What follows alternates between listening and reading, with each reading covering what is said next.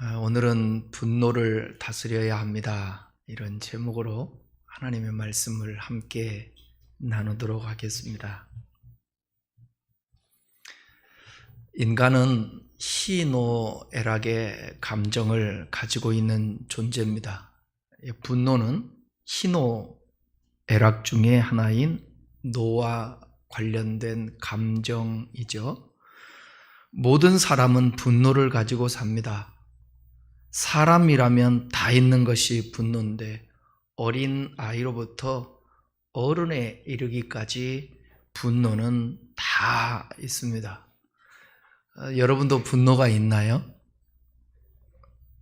있어요. 저만 있는 줄 알았더니 여러분도 있군요.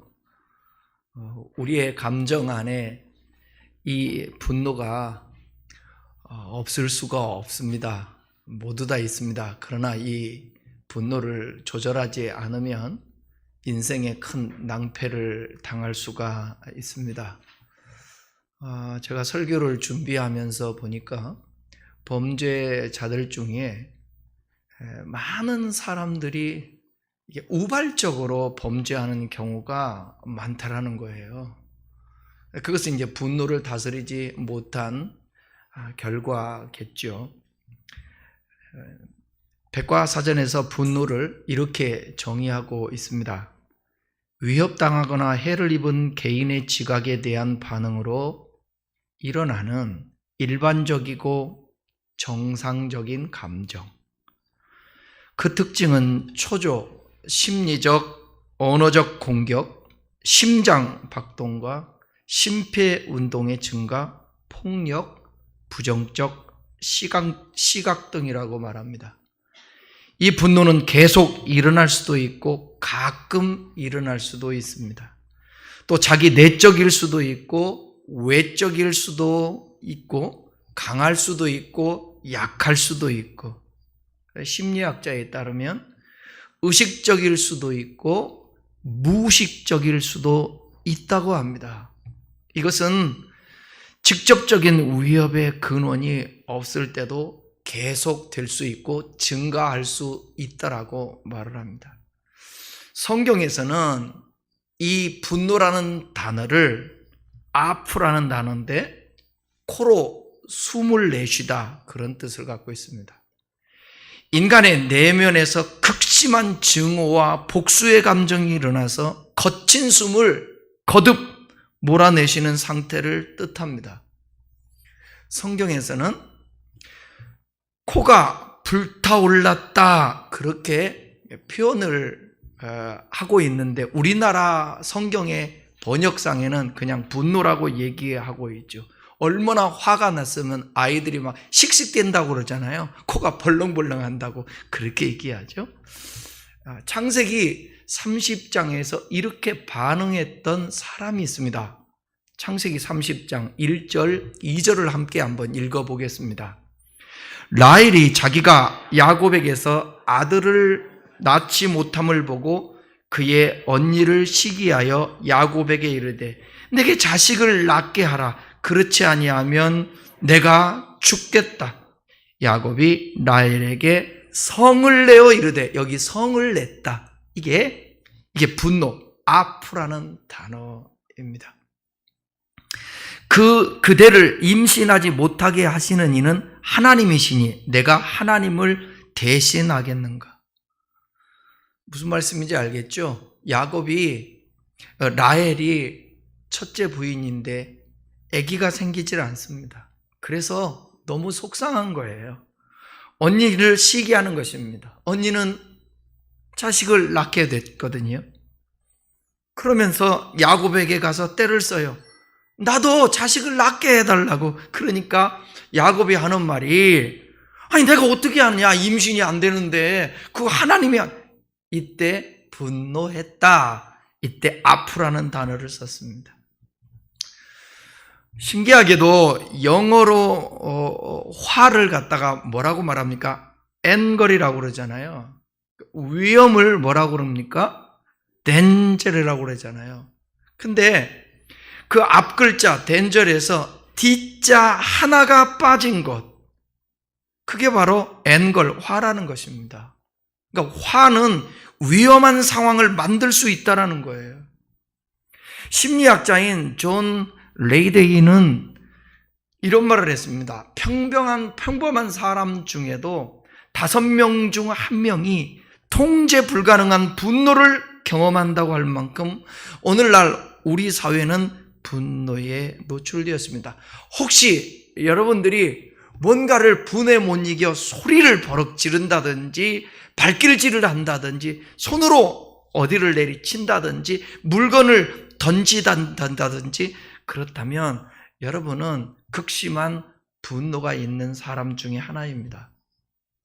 분노는 평상시 화를 통제하기 위해 사용했던 그런 방법들이 소용이 없는 거예요. 이용할 수가 없어요. 제어할 수 없을 때 표출되는 감정입니다. 이것은 풍선이 계속 부풀지 못하고 터지는 것 같고요. 물을 저장하는 댐이 넘쳐 흐르는 것과 같습니다. 욱하는 성질 죽이기라는 책에 보게 되면 이 분노의 종류를 여러 가지로 설명을 하는데 그냥 좀 들어보십시오. 총체적 분노가 있답니다. 그 어떤 화나 분노보다 강력하고 극단적인 건데 화 혹은 분노라는 말로 표현하기에는 역부족이다. 총체적 분노는 몰아치는 분노의 폭풍, 복수의 칼날을 품은 초강력 태풍과 같다. 어느 정도 화가 난 사람하고는 대화가 통하는데 총체적 분노를 겪고 있는 사람에게는 말을 해도 소용이 없습니다. 그러나 그 순간이 지나서 몇 시간 혹은 하루 정도 지나면 반드시 이 사람은 후회하면서 엄청난 죄책감을 갖게 된다는 거예요. 돌발적 분노도 있습니다. 돌발적 분노란 갑자기 예기치 않게 성격이 돌발할 정도로 화가 치밀어 가지고 감정이나 생각, 행동을 전혀 통제하지 못하고 혹은 일부밖에 통제하지 못하는 거예요. 마치 이 폭주하는 기관차처럼 엄청난 속도로 보통화를 넘어 폭발하는 것입니다. 아무것도 들리지 않기 때문에 그 어떤 말로도 진정시킬 수가 없어요. 야, 좀 참아. 안 돼요. 넘치는 분을 모두 소진할 때까지 스스로 제어할 수 없는 거예요. 모든 것들을 다 분풀이를 하고 나서 뭔가를 부셔놓고 나서 그때 멈추는 겁니다. 자기 몸을 자해한 다음에 멈추는 것입니다. 잠재적 분노도 있습니다. 특정 개인 혹은 자신에게 피해를 주었다고 생각하는 어떤 모임이나 공동체, 집단을 향해서 분노가 장기적으로 쌓였을 때 자신이 불공평하다고 느끼는 상황에 대해 병적인 집착을 보입니다. 이건 정치인들을 향해서도 이런 감정을 가져요. 제 주변에 보니까 문재인 대통령이 대통령 단성되고 나서 5년 동안을 분노에 차 있더라고요. 이제 윤석열 대통령이 되니까 또 반대하는 사람은 요즘 TV도 안 본다고 그러고 이 분노에 차 있어요. 잠재적 분노예요. 생존적 분노입니다. 욱하는 성질은 흔히 자신의 존재 가치를 결정짓는 특정 부분에 위협이 가해졌을 때 폭발하는데 자신이 육체적으로 위험한 상황에 처했을 때 살아남기 위한 대응책으로 분노하는 것입니다. 체념적 분노도 있습니다. 인생을 자기 마음대로 조절할 수 없거나 중요한 상황에서 아무런 영향을 미칠 수 없다라는 사실을 참기 힘들 때 발생합니다. 이러한 분노는 하늘에 대고 삿대질을 하며 왜 내 아들을 데려갔냐고 신을 향해 절규하는 아버지의 분노처럼 자신이 아무것도 할 수 없다라는 무력감에서 비롯됩니다. 지난주부터 한 2주 동안 제 안에 약간의 분노가 있는데 이런 체념성 분노가 아닌가 생각돼요. 여러분 주일날 이게 주차하기가 오늘도 많이 고생하셨을 거라고 생각되어지는데 평일날도 앞에다가 우리 주차 금지, 여기 주차하지 마세요. 그걸 이렇게 붉은 통을 세워놓고, 뭐 저희가 세운 건 아닙니다만, 근데 누가 민원을 넣었어요. 왜 길거리에다 그것을 놓냐고. 그래서 제가 어디에다가 하소연할 데 없어서 전화를 걸어봤어요, 구청에. 그랬더니 거기 대지 말라고, 누구 세워놓지 말라고, 아무나 댈 수 있도록 거기에다가 주차금지라고 세우지 말라는 거예요. 또 우리 성도들 중에서도 아마 주차 지난 몇 주 사이에 주일날 아마 주차를 했다가 딱지 끊으신 분들도 있을 거예요. 여러분 주차할 때에 주정차 구역 거기 있잖아요. 선이 그려져 있는데 거기 시간도 써져 있거든요. 그러니까 그 선 바깥쪽으로 입구라든지 그 다음에 코너를 돌 때에 그 우리 주차장으로 올라오는 곳 거기는 약간 피해야 될 것 같아요. 제가 구청에다 전화를 했어요. 아니 주일날인데도 불구하고 이 딱지를 끊어야 됩니까? 그랬더니 민원이 와서 저희도 어쩔 수가 없어요. 그러면 뭔가 대처를 해줘야 되지 않겠습니까? 평일날은 이해를 하겠습니다. 그런데 주일은 모든 사람들이 출근을 안 하고 주차를 해야 되는데 그것은 좀 이렇게 단속을 주일날만큼이라도 봐줘야 되지 않겠습니까? 그러면서 제가 그런 얘기를 했어요. 제가 53블럭에 사는데 53블럭에 한번 와보십시오. 주차 구역에다가 테이블을 올려놓고 태클을 만들어 놓고 거기에다가는 주차들을 안 합니다. 그리고 길가에다가 주차를 하는데 그런 건 또 어떡합니까? 제가 구청에 전화를 하면 반드시 단속이 나올 거예요. 근데 제가 목사잖아요. 하나만 생각할 수 없잖아요. 먹고 살겠다고 장사하면서 주차장에다 태클을 만들고 거기에다가 테이블을 내놓는데 내가 민원을 넣으면 그 사람들 먹고 사는데 문제가 생기지 않습니까? 그러니까 매일 오면서도 먼저 제가 쳐다보는 게 우리 주차장에 큰 길에서 차가 있는가 없는가 그거 봐요. 나도 모르게 이 속에 그 정도는 참을 수 있는데 보니까 이 체념적 분노가 이 안에 어쩔 수 없이 어디에다가 말해도 소용없고 그렇다고 민원 넣을 수도 없고 그렇다고 소리 지르면서 누가 같이 함께 사는데 이렇게 민원을 넣냐고 말할 수도 없고 수치심에서 오는 분노도 있습니다. 상대방이 의도적으로 무시하는 것도 아닌데 민감하게 반응하는 사람들, 자신을 수치스럽게 만든 사람에게 욕설을 퍼붓는다거나 폭력적인 행동을 하는 것. 마지막으로는 버림받음에서 비롯된 분노입니다. 외로움, 초조함, 불안감 등을 잘 견디지 못할 때도 불화가 생깁니다. 예를 들어 예전에 자신과 사귀던 사람이 현재 다른 사람과 사귀고 있는데도 절박하게 그 사람이 돌아오기만을 바라는 경우가 있어요. 거기서부터 분노가 생깁니다. 이와 같이 분노가 심해지면 분노 조절 장애라는 병적 진단을 받아야 합니다.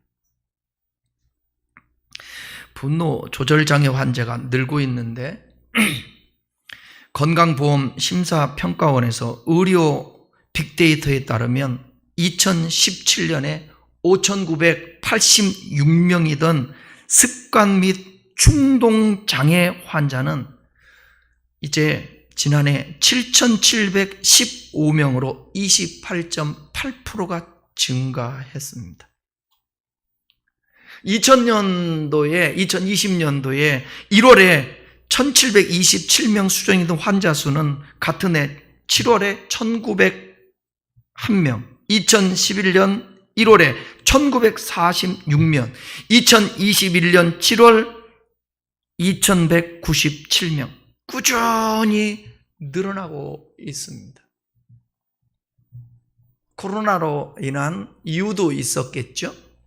요즘 사회 사람들 속에 이 분노가 거침없이 표출되고 있고, 그래서 정상적인 생활을 못해서 병원에 가서 치료를 받아야 될 정도로 되는 분노 조절 장애는 이건 병적인 겁니다. 진단을 받아야 합니다. 그리고 치료를 해야 됩니다. 이러한 분노의 결과는 매우 무섭습니다. 엄청난 결과를 가져옵니다. 어떤 결과를 가져오는지 예를 들어 보겠습니다. 미국의 벨버 게이츠 박사가 흥미로운 실험 결과를 발표했는데, 인간이 호흡할 때 토해내는 숨을 모아서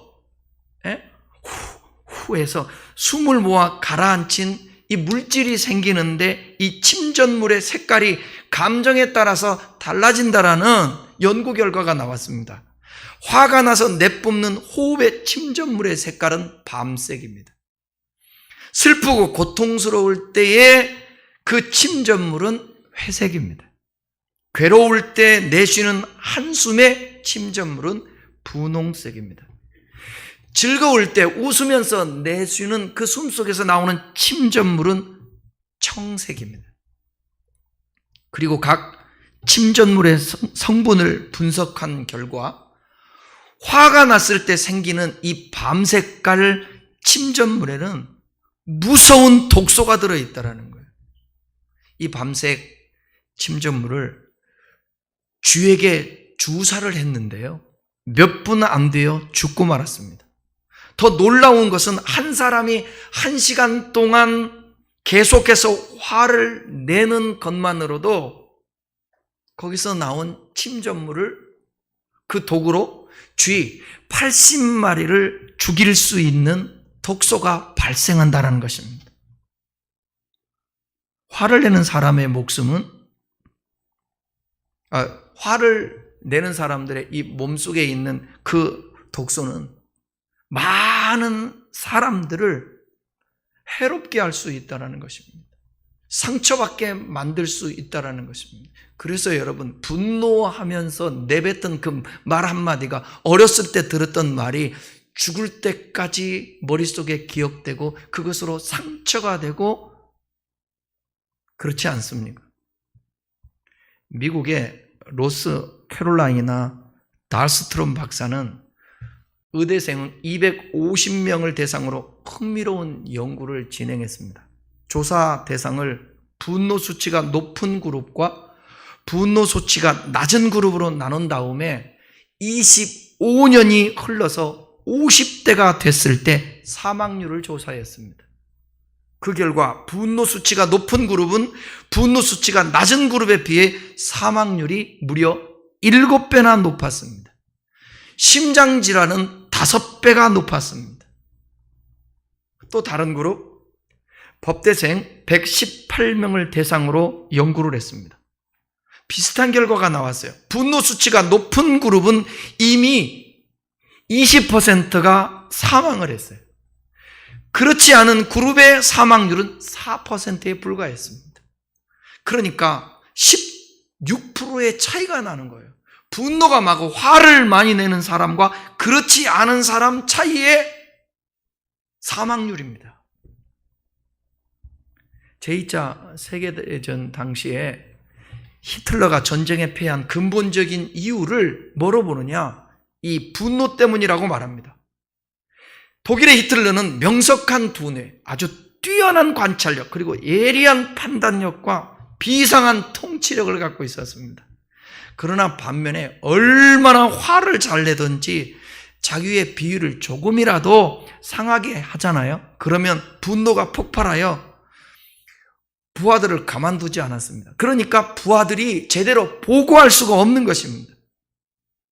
영국과 프랑스 연합군과 힘겨운 전쟁을 하는 중 연합군이 노르망디 상륙을 감행했을 때 상륙을 저지할 수 있었을 뿐만 아니라 그 가운데서 전쟁 가운데 얼마든지 독일이 이길 수도 있는데 북한들은 낮잠 자고 있는 이 히틀러를 겁나서 분노하고 화날까 봐 깨울 수가 없었어요.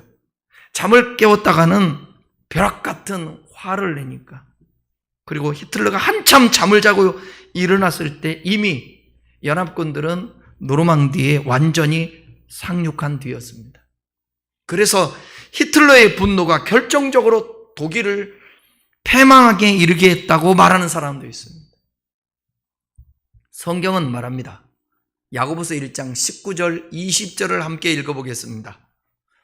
내 사랑하는 형제들아, 너희가 알지니 사람마다 듣기는 속히 하고 말하기는 더디하며 성내기도 더디하라.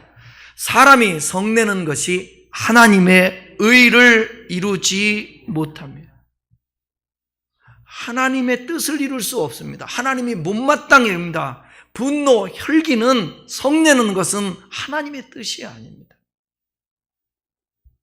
우리는 그러잖아요.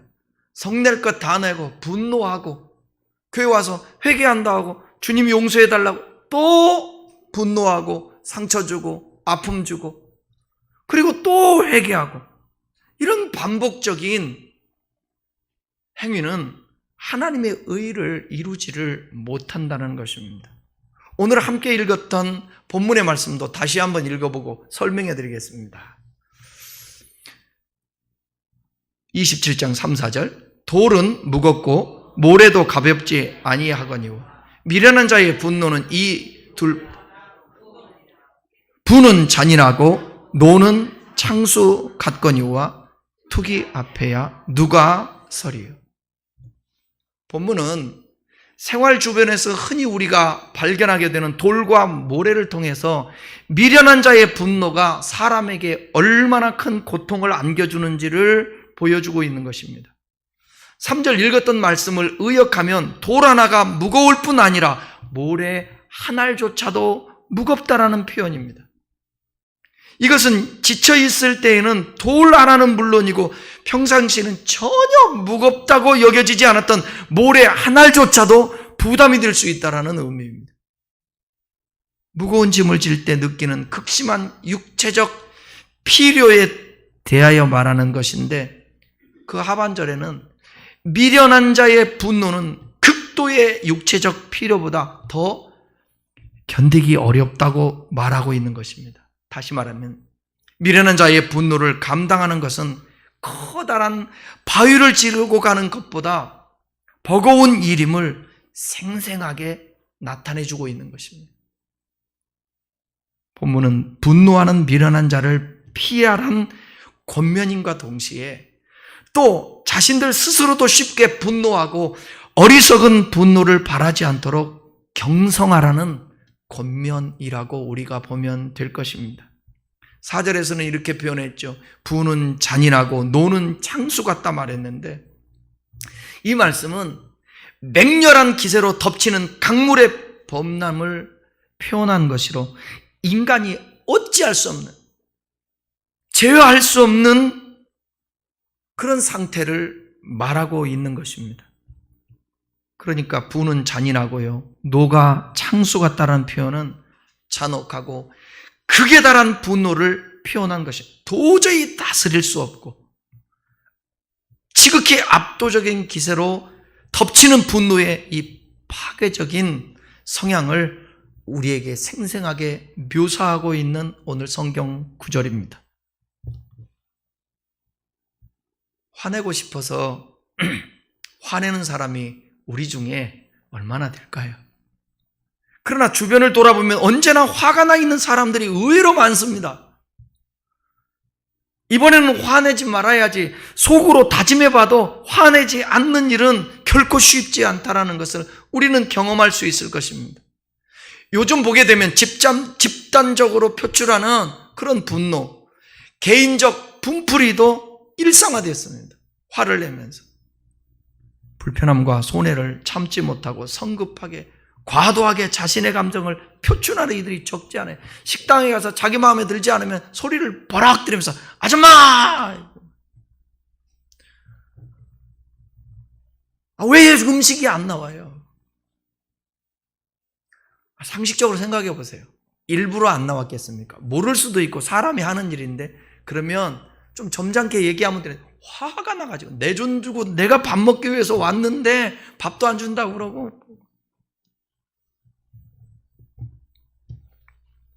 원한 관계가 아닌데도 행인이나 여자나 약자 무차별 폭행을 합니다. 이른바 묻지마 폭행, 우발적 살해도 우리 주변에 심심찮게 일어나고 있습니다. 가족과 친지들 간에도 분노를 사귀지 못합니다. 상습 폭행, 그것이 때로는 살인으로 이어지기도 하고, 인터넷과 같은 가상 공간에서 악의의 글을 올려 분노를 막 유발하고 분노를 표출합니다. 분노를 적절하게 표출하지 못하고 마음에 울분이 쌓여서 우리나라만 있는 화병이 생기고요, 우울증도 걸려서 시달리고, 나중에는 자기 몸을 자해하는, 자살까지 하는 그런 이들도 있다라는 것입니다. 우리는 지금 살벌한 세상, 분노 사회에서 살고 있습니다. 만만한 게 직장에서, 사회에서 소리치지 못하고 했던 사람이 가족 식구들이 만만해서 남편에게, 아내에게, 자식들에게, 부모에게 소리치는 거예요. 분노를 바라는 것입니다. 오늘 이 말씀을 통해서 자신을, 이 설교를 듣는 것만으로도 여러분이 다짐하면서 하나님이 치유해 주기를 바랍니다. 사람이 화를 잘 내는 이유가 뭘까? 그걸 알아야 고칠 수 있죠. 그것은 자기중심적인 생각들이 분노의 이유가 됩니다. 자기중심적인 생각이란 자신이 공평하게 취급받지 못하고 있다라는 그런 생각, 느낌. 자기는 지금 공정하게 대우를 받지 못하고 있다라는 감정의 분노의 원인입니다. 심리학자들은 분노를 내가 불공평한 대우를 받았다고 느꼈을 때 마음속에서 일어나는 정서적인 반응이라고도 정의합니다. 분노는 자기중심적인 감정의 뿌리입니다. 그러니까 조국 사태라고 얘기하는 그 사건도 마찬가지고, 젊은이들이 불공정하다는, 화가 나는 거예요. 그래서 일어난 일들입니다.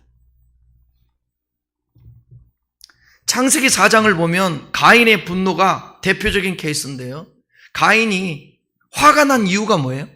하나님께서 동생 아벨의 제사만 받는 것에 대한 불만 때문이었습니다.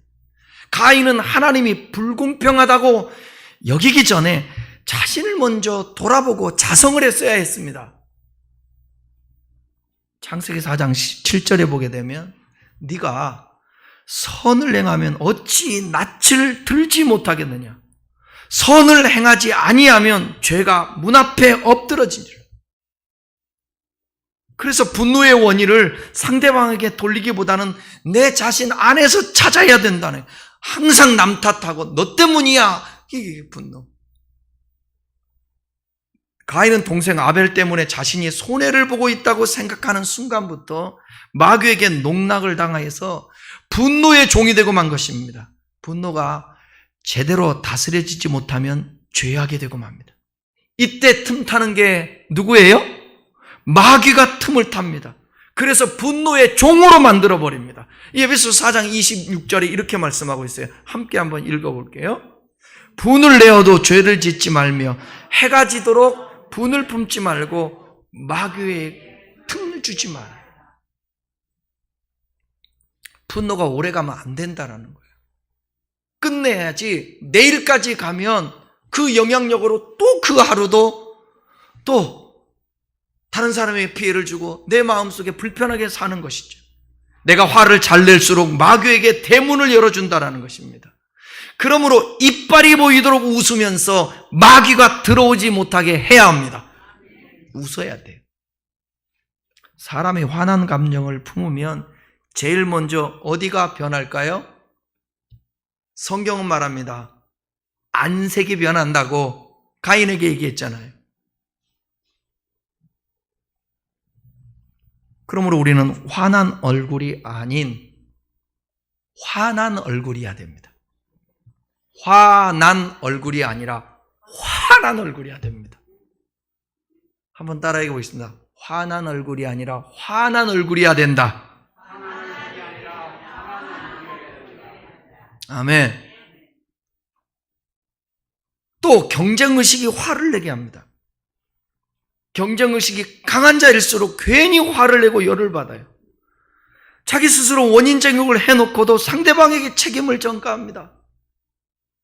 상대방을 경쟁자로 생각하는 순간부터 분노가 자라날 수 있는 토양을 만들어주는 거예요. 가인은 동생 아벨과 경쟁의식 때문에 자기가 분노하면서도 아벨에게 책임을 돌립니다. 그래서 말을 거칠게 합니다. 창세기 4장 9장에 보면 가인은 하나님께도 화를 냈습니다. 여러분, 우리는 조심해야 할 것이 있습니다. 극단적인 말을 하게 될수록 스스로 분노 감정을 유발시키는 거예요. 말을 거치게 할수록 감정이 고조됩니다. 한참 소리 질러놓고 하는 말이 뭐라 그런 줄 아십니까? 미안해도 아니에요. 난 그래도 뒤끝은 없어 그래요. 뒤끝이 없대요. 뒤끝 없다는 사람, 그 사람 말 믿지 마세요. 뒤끝은 없는데 계속 화는 내요.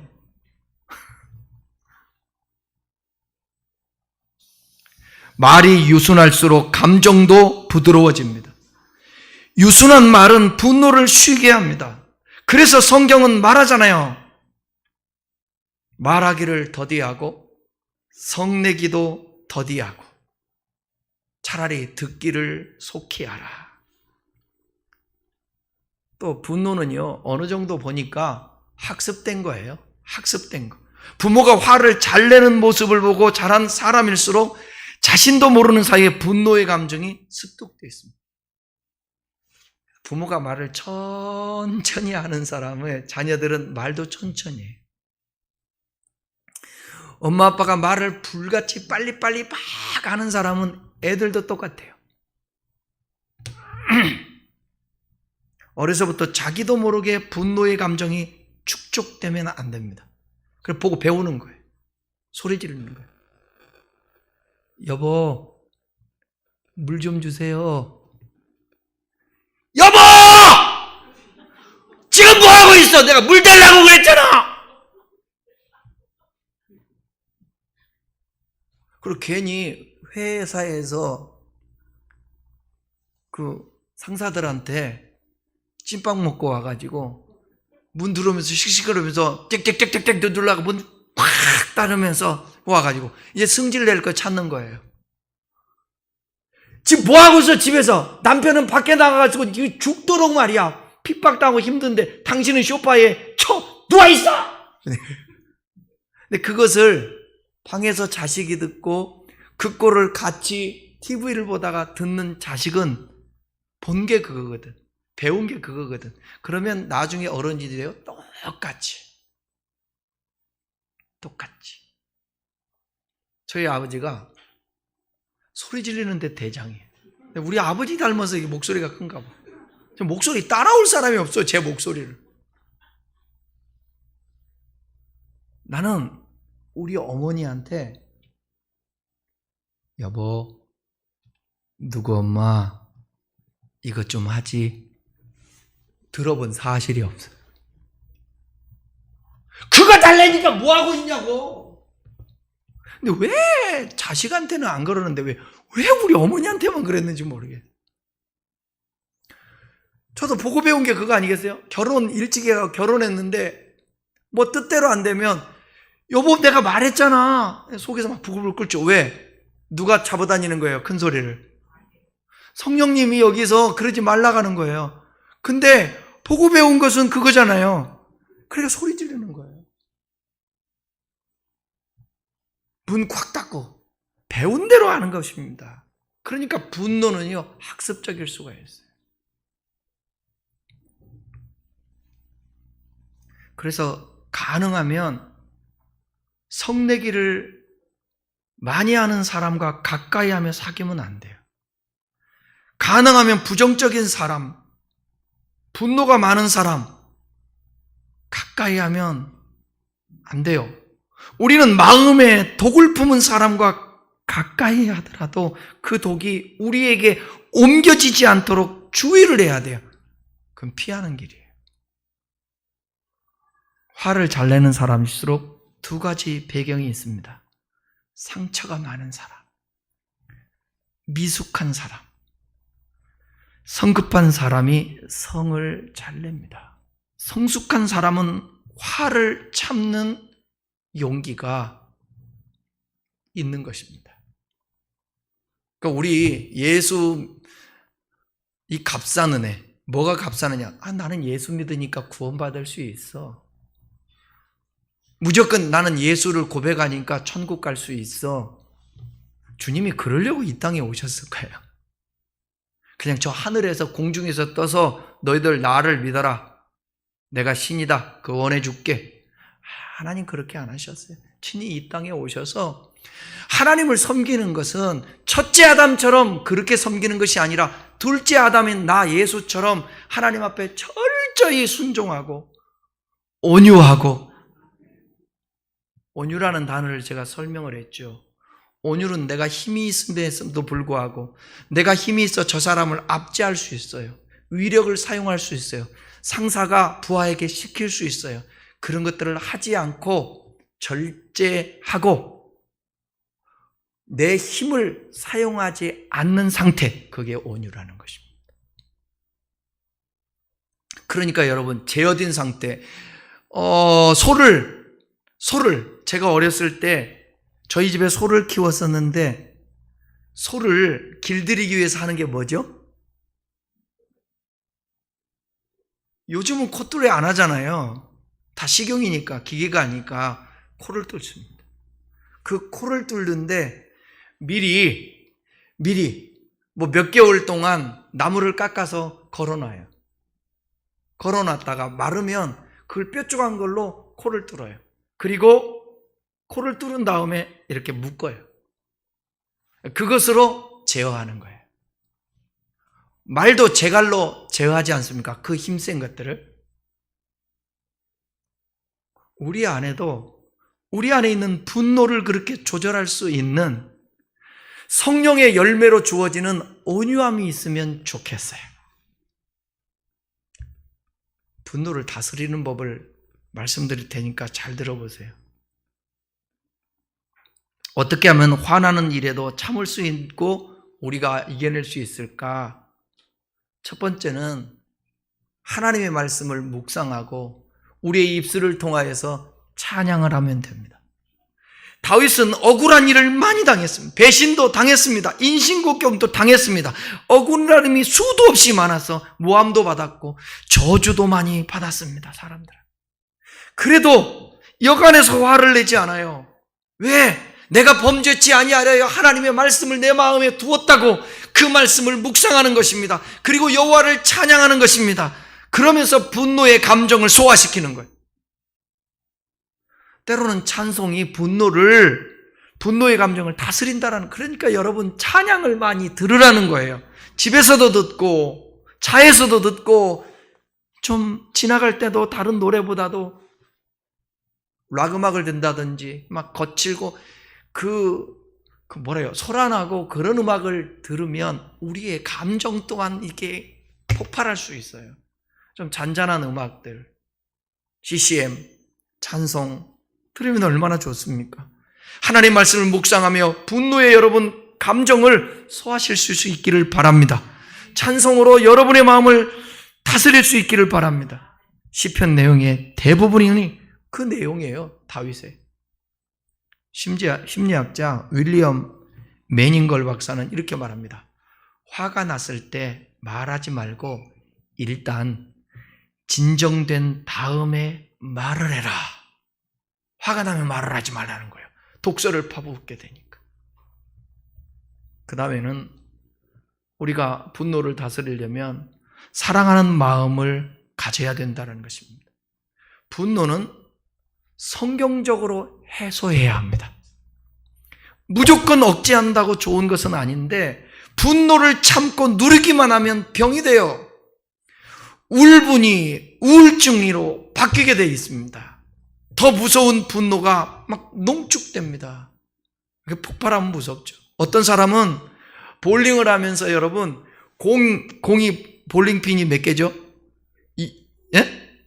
10개. 10개면 앞에 있는 것은 김장로, 뒤에 있는 것은 박집사, 옆에 있는 것은 서집사, 중간에 있는 건 콩집사. 그리고 보링을 던지면서 그 보링이 성도라고. 너무 괴롭히니까. 그런다고 해서 여러분 해소가 됩니까? 목사가 설교하면 사사건건 간섭이야. 나가면서 악수하면서 이렇게, 목사님 오늘 설교 참 잘하십니다. 말은 근데 잘해요 목사님. 그런 독설을 퍼부으면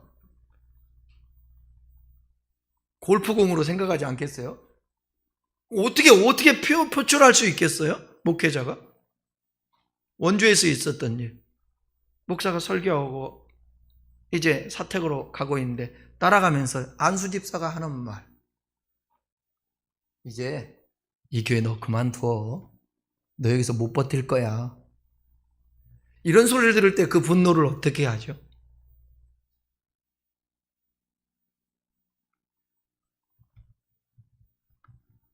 우리 장 선생도 기도하다 그런 얘기했는데, 우리가 용서하고 미운 감정, 사랑할 수 있는 그런 마음이 우리 안에 있지 않고, 불쌍한 이 여기는 마음 있지 않으면 용서할 수도 없고, 이 분노, 그런 말을 듣고 참을 수가 있겠어요? 하나님이신데 예수님을 향해서 핍박을 하는 것입니다. 그리고 막 뺨을 때리고 채찍질을 하고 십자가에 매달려요. 능력이 없어서 당했었을까요? 인류를 향한 하나님의 사랑의 표현인 것입니다. 얼마든지 12영이나 되는 진영이 12진영이나 되는 무리들을 동원시켜서 당신을 죽이려고 하고 핍박하는 노마병사들을 죽일 수도 있습니다. 물리칠 수. 그런다 하나님은 그 방법을 사용하지 않습니다. 이게 사랑의 힘입니다. 사랑하면 아내든 자식이든 부모든 형제든 다 품을 수 있습니다. 분노를 표출하지 않는 거예요. 성경은 사랑으로 참으라고 가르쳐줍니다.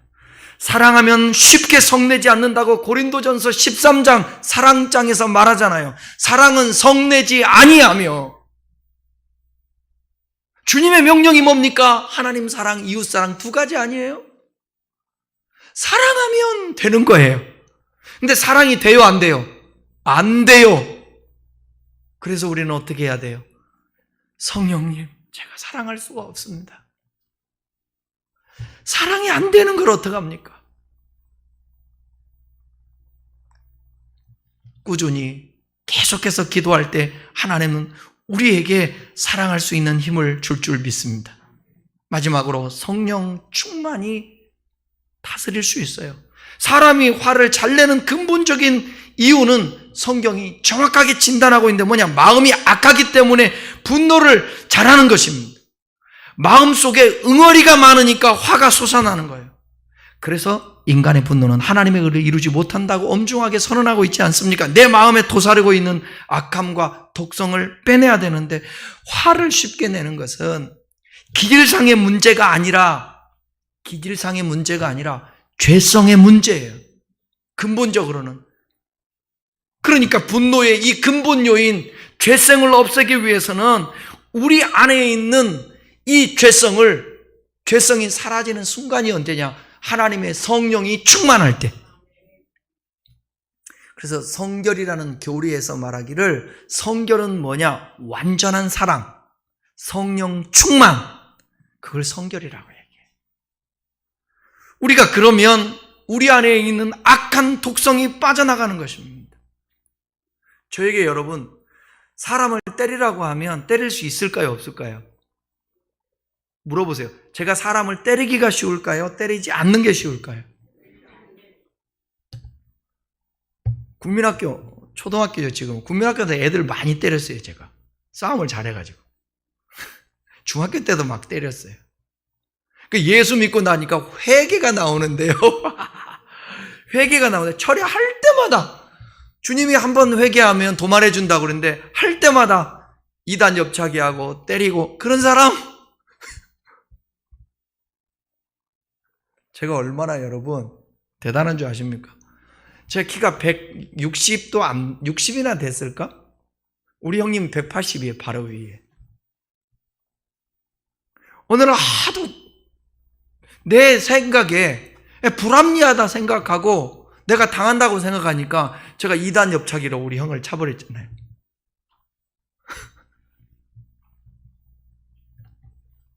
그런데 지금 제가 여러분 2단 옆차기가 아니라 주먹으로 누군가를 때릴 수 있을 것 같아요? 안 때리는 게 더 쉽죠. 하나님의 성령님이 우리 안에서 우리를 다스리고 우리를 지배하면 우리는 우리 안의 죄성들을 극복하고 이겨낼 수 있습니다. 그런데 아무리 저라도 성령 충만하지 않은 순간에는 분노의 표출이 나올 수도 있는 거죠. 그래서 우리는 성령 충만을 어떻게 해야 되느냐? 항상 그 시제를 보게 되면 현재형으로 되어 있어요. 에베소 5장 18절에 술 취하지 말라 이는 방탕하지 오직 너희는 성령 충만함을 받으라 할 때 그 시제가 현재형으로 되어 있다니까. 현재 충만해야 되는 거예요. 내일에 가서도 충만. 계속. 그래서 신앙생활 결코 쉽지 않아요. 주일날 한 번 나와서 예배 드리는 거 안 돼요. 안 하는 것보다는 낫지만 이게 연장선에서 집에 가면 또 말씀으로 묵상하고 자꾸 훈련이 돼야 되는 것입니다. R.A. 토레이 박사님, 우리나라에 예수원이라는 대천적 신부 있죠? 그분의 할아버지, 유명한 R.A. 토레이 목사님 이렇게 얘기했습니다. 하나님, 제가 성령 충만하다고 느끼지 못할 때 함부로 말하지 않도록 도와주십시오. 화가 날 때 참을 수 있는 용기는 오직 성령 충만함만으로 가능합니다.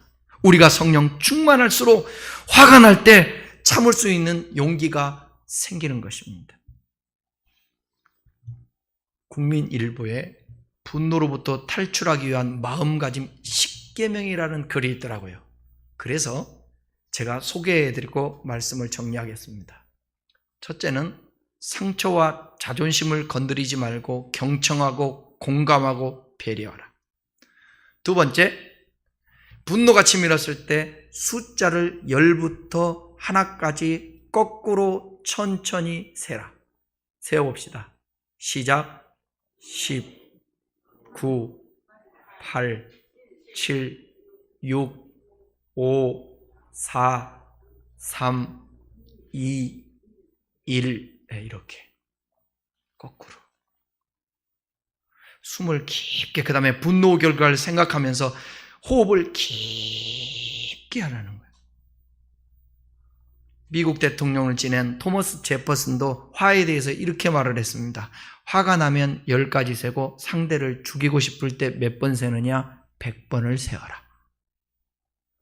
그 다음에 화가 눈덩이처럼 불기 전 분위기와 관심을 돌려라. 스트레스를 속 시원히 발산해라.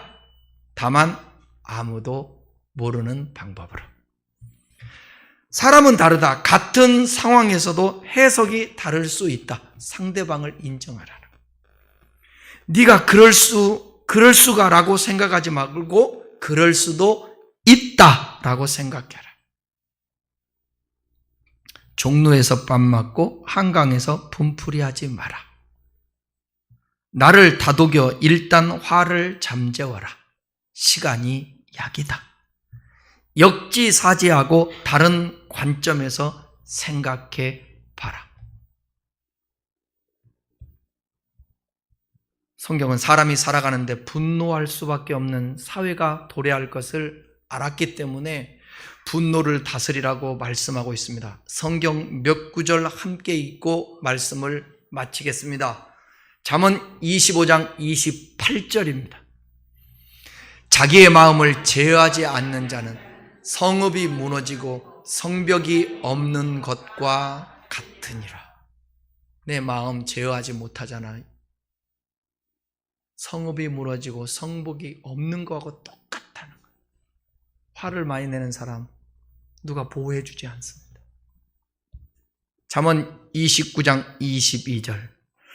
노하는 자는 다툼을 이기고 성내는 자는 범죄함이. 분노, 노를 바라는 사람은 자꾸 싸워요. 싸워. 성내는 자는 죄를 범하게 된다. 잠언 15장 18절. 분을 쉽게 내는 자는 다툼을 일으켜도 노하기를 더디하는 자는 시비를 그치게 하느니라. 15장 1절. 유순한 대답은 분노를 쉬게 하여도 과격한 말은 노를 격동하느니라. 저는 누구를 만나든지 하러 갈 때 미리 기도를 합니다. 이 사람과 만나 대화할 때 하나님 함께 해주세요. 인도해 주세요. 혹여 여러분이 누군가하고 진짜 관계가 좋지 않은 사람과 비즈니스라든지 만나서 대화해야 될 때에 지금 읽었던 이런 성경 구절 말씀을 여러 번 읽고 다짐하고 기도하며 저에게 성령 충만함을 주십시오 하면 여러분 이겨낼 수 있습니다. 항상 하나님 앞에 산다라는 면전, 코람데오 의식과 주님과 교통하면서 항상 호흡하면서 범사에 쉬지 말고 기도하라 했잖아요. 주님, 저와 함께 해주세요. 제 마음을 다스려 주세요. 무릇 지킬 만한 것보다 마음을 지키라. 생명의 근원이 이에서 남이니라. 제 마음을 다스려 주세요. 제 마음을 다스려 주세요. 범죄치 아니하래 하나님의 말씀을 제 마음에 주세요. 그래서 분노를 이기는 여러분 될 수 있기를. 분노 조절 장애까지 가지 않는, 미리 다 해결하는, 여러분의 가정에서 웃음소리가 나는,